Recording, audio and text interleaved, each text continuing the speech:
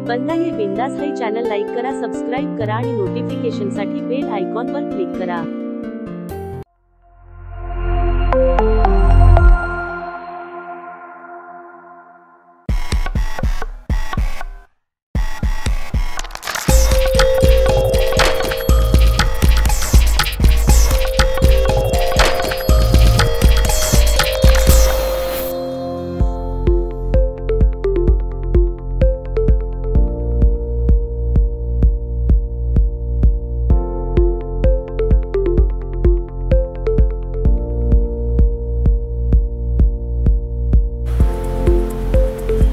मित्रांनो, एखाद्याने तुम्हाला दगाफटका दिला किंवा तुमचा ज्याच्यावर विश्वास आहे त्याने जर तुमचा विश्वासघात केला तर तुमची काय स्थिती होईल? जशी सर्वसामान्य माणसांची स्थिती होते तशीच काहीशी स्थिती राजकारण्यांमध्ये राजकारण्यांची होते।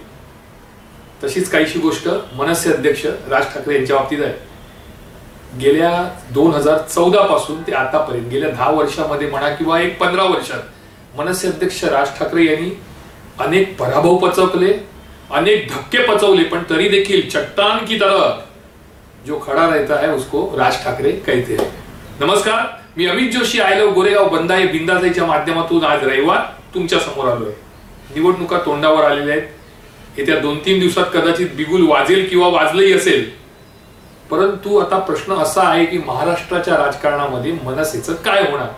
मनसे स्वबळावर लढणार, मनसे निवडणुकीत उतरणार नाही की मनसे छुपा महायुतीला पाठिंबा देणार? शक्यता या 3 आहेत। त्यापैकी सर्वात जास्त शक्यता अशी आहे की कदाचित मनसे उमेदवार उतरवणार नाही। त्याला सर्वात महत्वाचं कारण असं आहे की सध्या मनसेकडे तगडे असे उमेदवार नाही लोकसभेचे। म्हणजे जसे पूर्वी महेश मांजरेकरांना उभं केलं, शालिनी ठाकरेंना उभं केलं, बाळा नांदगावकरांना उभं केलं, तोपर्यंत ठीक होतं। आज ही सर्व मंडळी अनुत्सुक आहे लढण्यासाठी। त्यामुळे असा एकदम ताकदवर असा कोणताही नेता मनसेकडे नाहीये। मनसे गेल्या म्हणजे 2006ला मनसे अध्यक्ष राज ठाकरे यांनी या पक्षाची स्थापना केली। मराठी माणसासाठी झालेली ही स्थापना आजही, जरी राज ठाकरे हिंदुत्वाकडे वळले असले तरी मराठीवरचं प्रेम त्यांचं कमी झालेलं नाही। विरोधक काही म्हणत, विरोधक काही टीका करो, परंतु खरं हे आहे की आजही तेवढ्याच इमानदारीने आणि तेवढ्या धूमधडाक्यामध्ये मनसे अध्यक्ष राज ठाकरे हे मराठी भाषेसाठी, मराठी माणसासाठी आपल्याला आज महाराष्ट्राच्या राजकारणामध्ये आक्रमक होताना दिसतात, जोरजोराने ओरडताना दिसतात, वेगवेगळे मुद्दे मांडताना दिसतात। राज ठाकरे हे एक असं रसायन आहे की जे मला असं वाटतं की मराठी माणसाच्या कधी लक्षातच आलं नाही। मराठी माणसाने त्याच्याकडे दुर्लक्ष केलं या रसायनाकडे। मराठी माणसाने जर मनावर घेतलं तर कदाचित गेल्या ज्या 10-15 वर्षाचा जो राजकीय वनवास म्हणा किंवा संघर्षाचा वनवास आहे राज ठाकरेंचा, त्यातून जर राज ठाकरेंना बाहेर काढायचं असेल तर फक्त मराठी माणसं काढू शकतात। आज बघा, मराठी माणसांना राज ठाकरे आवडतात कारण आजही त्यांचा करिश्मा कायम आहे, त्यांचा प्रभाव कायम आहे। आज तुम्ही राज ठाकरे प्रत्येक वेळी प्रेस कॉन्फरन्सला सामोरे जातात, सभेला जातात, लोकांशी संबोधित करतात, लोकांना त्यांच्या समोर जातात, पण कधीही त्यांच्या चेहऱ्यावर झालेले पराभव किंवा त्यांना बसलेले झटके हे दिसून येत नाही। हाय, त्यांच्या मनात खदखद असणार की आपले सहकारी आपल्याला सोडून गेले। राज ठाकरे जेव्हा बाहेर पडले तर त्यांच्याबरोबर जी मंडळी सर्व बाहेर पडलेली, त्यांना काही नाव नव्हतं, त्यांना काही लोकप्रियता नव्हती, त्यांना कोणी विचारत नव्हतं। त्यांना ओळख मिळाली ही मनसे अध्यक्ष राज ठाकरेंमुळे। मग त्यांनी काय केले? पहिल्याच झटक्यात 13 आमदार झाले, त्यातले काही सोडून मग भाजप सोबत गेले, काही परत शिवसेनेकडे गेले, नगरसेवक निवडून आले, ते थोडे शिवसेनेकडे गेले, थोडे इतर पक्षाकडे गेले। म्हणजे सर्वांनी मिळून राज ठाकरे यांच्याशी गद्दारी केली असं म्हटलं तर चुकीचं होणार नाही। कारण तुम्ही काही नसताना केवळ राज ठाकरे यांच्या करिश्म्यामुळे तुम्हाला हे सर्व काही मिळालं, आणि ते मिळाल्यानंतर राज ठाकरे कुठे जर थोडंसं चुकले असतील तर तिथेच बोट ठेवून ही सर्व मंडळी राज ठाकरे यांची साथ सोडून निघून गेले। अगदी कालपर्यंतचा इतिहास वसंत मोरे सोडून गेले राज ठाकरेंना। कसं वाटलं असेल राज ठाकरे यांना की आपल्याबरोबर जे एकत्र येतात, आपण ज्यांच्यासाठी सभा घेतो, आपण ज्यांच्यासाठी भांडतो, आपण ज्यांना जवळ करतो, तीच एखादी प्रिय व्यक्ती आपल्याला सोडून गेली तर कसं वाटत असेल राज ठाकरेंना? म्हणजे धक्क्याच्या मागे धक्के त्यांना अनेक बसले, अनेक लोक त्यांना सोडून गेले। प्रवीण दरेकर असतील, राम कदम असतील किंवा आता वसंत मोरे आहेत किंवा याच्यापूर्वी अनेक नगरसेवक होते, दिलीप मामा लांडेंसारखे होते, सगळे सोडून गेले त्यांना.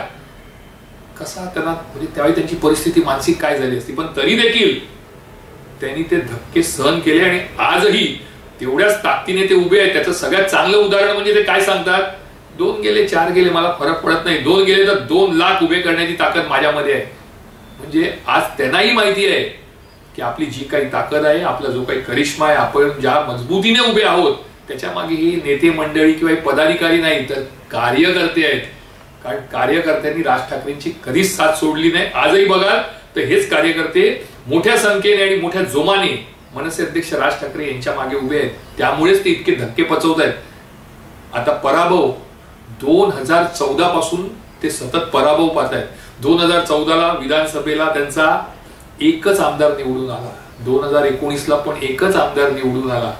नगरसेवक देखील जिथे मुंबईमध्ये 28 होते, ठाण्यामध्ये 12 होते, पुण्यामध्ये 27 होते, नाशिकमध्ये 7 होती, ते नगरसेवक घटत घटत घटत आज 3 आणि 1 या संख्येवर येऊन पोहोचले. म्हणजे किती मोठे पराभवाचे झटके त्यांना बसले ते देखील त्यांनी सहन केले. मी असं म्हणणार नाही की राजकारणामध्ये महाराष्ट्राच्या राज ठाकरे एकटेच आहेत की ज्यांनी इतके पराभव पचवले किंवा इतके धक्के त्यांनी पचवले. इतक्या लोकांनी गद्दारी केली त्यानंतरही ते ठामपणे उभे राहिले, तर तसं नाहीये. अनेक नेते आहेत. उद्धव ठाकरे आहेत. उद्धव ठाकरेंना झटके म्हणावे तर भरपूर लागले. गेल्या वर्षभरात जितके झटके उद्धव ठाकरे यांना लागले, जितकी गद्दारी त्यांच्या पक्षात केली, ज्यांना ज्यांना मोठं केलं ते सर्व पळून गेले, हा एक झटकाच आहे. परंतु तरी देखील आज उद्धव ठाकरे यांच्या भोवती नेत्यांचं म्हणा, पदाधिकाऱ्यांचं म्हणा वलय आहे. राज ठाकरेंचं तसं नाहीये. Raj Thackeray one man show आहेत. राज ठाकरेंच्या मागे बाळा नांदगावकर सोडले तर मला असं वाटत नाही की कोण असा मजबूत नेता त्यांच्या सोबत आहे. जे काही आहेत ते पत्रकार परिषदेत बोलतात, टीव्हीवर बाईट देतात, याच्या पलीकडे लोकांमध्ये फिरणं, मतदारसंघात जाणं, कार्यकर्त्यांशी संवाद साधणं, पदाधिकाऱ्यांसोबत बसून त्यांच्याशी चर्चा करणं, हे करताना मनसेचे कोणतेही नेते किंवा मोठे पदाधिकारी दिसत नाही. त्यामुळे मनसेचा डोलारा जो आहे तो साहजिकच राज ठाकरे यांच्यावर अवलंबून आहे. त्यामुळे राज ठाकरे यांना आक्रमक राहणं, राज ठाकरे यांना सगळं दुःख जे आहे म्हणा, पराभवाचे झटके आहेत म्हणा किंवा ज्यांनी गद्दारी केली आहे तिथे दुर्लक्ष करून आज राज ठाकरे यांना ठामपणे उभं राहायचं आहे. का तर त्यांना आपला पक्ष चालवायचा आहे. ते चालवत आहेत, ठीक आहे. वाईट दिवस येतात, चांगले दिवस येतात, सुख येतं, दुःख येतं, सकाळ रात्र असते, सकाळ असते, या सगळ्या गोष्टी होत असतात. तसंच राजकारणामध्ये देखील कोणी सोन्याचा कमरपट्टा घेऊन आलेला नाही. ज्या दिवशी मराठी माणसांनी ठरवलं की नाही आता आपल्याला राज ठाकरेंना साथ द्यायची आहे, त्या दिवशी ते नक्की देतील आणि राज ठाकरे यांचा राजकीय वनवास हा निश्चितपणे संपुष्टात येईल. पण मला असं वाटतं की मराठी माणसाने आता विचार केला पाहिजे. आज राज ठाकरे पण 55च्या घरात आहेत, 53 ते 55च्या घरात त्यांचं वय आहे. एकटे लढतायत, जिद्दीने लढतायत, ठामपणे उभे आहेत. त्यामुळे मनसे अध्यक्ष राज ठाकरे यांना साथ देण्यास काय हरकत नाही. इतरांना दिली एक संधी राज ठाकरे यांना देण्यात काय हरकत आहे. आणि अशा माणसाला की ज्याचं नेतृत्व चांगलं आहे, ज्याचं वक्तृत्व चांगलं आहे, ज्याच्याकडे मराठी माणसासाठी विजन आहे, अशा मनसे अध्यक्ष राज ठाकरेंना साथ द्यायला काय हरकत नाही. पण इतकं निश्चित आहे की न डगमगता, कुठेही टेन्शन मध्ये न येता, भले आलं असेल त्यांना टेन्शन पण ते लोकांसमोर जाहीर न करता आजही इतके धक्के आणि इतके पराभव पचवून मनसे अध्यक्ष राज ठाकरे हे चट्टान की तरह खरं आहे, हे तेवढंच खरं आहे. आता येऊया आपण दुसऱ्या टप्प्याकडे. दुसरा टप्पा म्हणजे गोरेगावचा टप्पा. लोकसभेचं बिगुल वाजलेलं आहे. उत्तर पश्चिम मतदारसंघातून ठाकरे गटाने अमोल कीर्तीकर यांना उमेदवारी दिलेली आहे. अमोल कीर्तीकर अतिशय साधं व्यक्तिमत्व, हसतमुख, कोणाचा वाईट न चिंतणारा, कार्यकर्त्यांच्या मदतीला धावून जाणारा, जमिनीवर राहणारा असा हा ठाकरे गटाचा उमेदवार.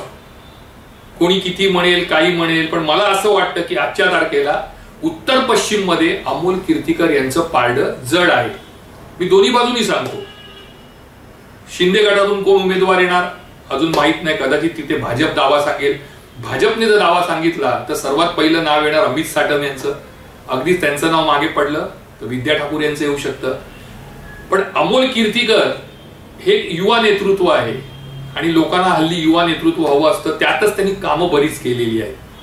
म्हणजे शिवसेनेची कामं तर आहेत. आता तुम्ही विचार करा, गजानन कीर्तीकर यांना शिवसेनेत 2019 मध्ये युतीमध्ये 5.25 लाखाच्या आसपास मतं होती. काँग्रेसला 30 मतं जवळजवळ 3,10,000 315च्या घरात होती. आता फूट पडलेली आहे. तरी धरून चाला की या 3.25 मध्ये 5.25 लाखात 3.25 लाख मतं आपण धरूया की बीजेपीची आहे आणि 2 लाख मतं आपण धरूया की शिवसेनेची आहे. धरूया, जास्ती आहे पण धरूया आपण. पण जर काँग्रेसची जी 3-3.25 लाख मतं आहेत, अगदी संजय निरुपम यांनी विरोध केला, बगावत केली, तरी एक 20-25 उत्तर भारतीय 20-25 हजार उत्तर भारतीय मतं सोडली तर फारसा फरक मला असं वाटत नाही की अमोल कीर्तीकर यांना बसेल. कारण मुस्लिम समाज आहे, कॅथलिक समाज आहे, मराठी समाज आहे, हे सर्व कदाचित दलित समाज सुद्धा, काही समाजसेवी संघटना आहेत, त्या अमोल कीर्तीकरांच्या मागे ठामपणे उभे आहेत. गोरेगावचा विचार केला तर आज गोरेगावमध्ये भाजपपेक्षा शिवसेनेचं पारडं काहीसं जड आहे. त्याला कारणही सांगतो. भाजपला आजपर्यंत 64,000च्या वरती मतं मिळालेली नाहीयेत. शिवसेना 50 ते 52,000 मतं. अगदी आज शिवसेना फुटली जरी असली तरी 50,000च्या वरती शिवसेना आहे. कोणी उमेदवार द्या, कसाही उमेदवार द्या, तरी काँग्रेसची कमीत कमी 25,000 मतं आहेत.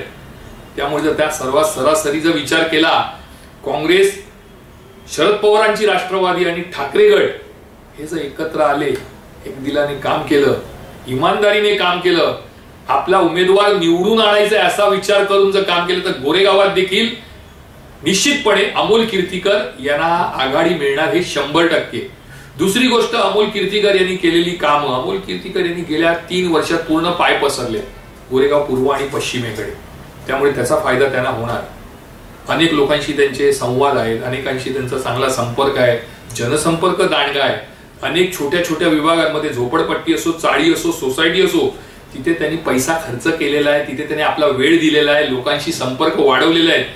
पदाधिकारी आणि कार्यकर्ते यांच्याशी त्यांचे संबंध चांगले आहेत. केवळ ठाकरे गटाशीच नव्हे तर इतर जे गट आहेत, इतर जे पक्ष आहेत, त्यांच्या पदाधिकारी आणि कार्यकर्त्यांशी अमोल कीर्तीकर यांचे चांगले संबंध आहेत. अमोलनी बरीच कामं केलेली आहे, ग्रासरूटवर उतरून कामं केलेली आहे. मग रक्तदान शिबिर असू दे, कोणाला मंदिर उभारण्यासाठी मदत असू दे, कोणाला उपचारासाठी पैसे द्यायचे असू दे, कोणा कार्यकर्त्याच्या घरात पैसे नसेल तर त्याला मदत करण्याची स्थिती असू दे, अमोल कीर्तीकर यांनी प्रत्येक वेळी मदतीचा हात दिलाय आणि त्याचा फायदा हा अमोल कीर्तीकर यांना 100% होणार. भाजप म्हणजेच महायुती विरुद्ध महाविकास आघाडी हा सामना चुरशीचा होणार उत्तर पश्चिम मध्ये. पण आजची जर स्थिती मला तुम्ही विचाराल तर अमोल कीर्तीकर यांचं पारडं काहीसं जड आहे. अमोल कीर्तीकरांना जर नमवायचं असेल तर महायुतीला एखादा चांगला उमेदवार द्यावा लागेल. नुसता द्यावा लागणार नाही. जर बाहेरचा उमेदवार असेल तर निश्चितपणे त्याचाही फटका महायुतीला बसणार. त्यामुळे महायुतीला विचार करून अमोल कीर्तीकरांच्या विरोधात उमेदवार द्यावा लागणार आहे. आणि दुसरीकडे आजही तेच सांगतोय, ठाकरे गट, काँग्रेस आणि शरद पवारांची राष्ट्रवादी यांनी जर एकत्र येऊन खऱ्या अर्थाने मेहनत घेतली आणि हे सगळे एक संघ जर अमोल कीर्तीकरांच्या पाठीशी उभे राहिले तर 100% सांगतो, आजची स्थिती अशी आहे की उत्तर पश्चिम मतदारसंघामध्ये महायुतीपेक्षा अमोल कीर्तीकर यांचं पारडं जड आहे. ते किती जड आहे तो येणारा काळच ठरवेल. आज एवढंच. मी अमित जोशी पुन्हा येईन तुमच्या समोर पुढच्या रविवारी एखादा नवा विषय घेऊन. तोपर्यंत तुमची रजा घेतो. जय हिंद, जय महाराष्ट्र.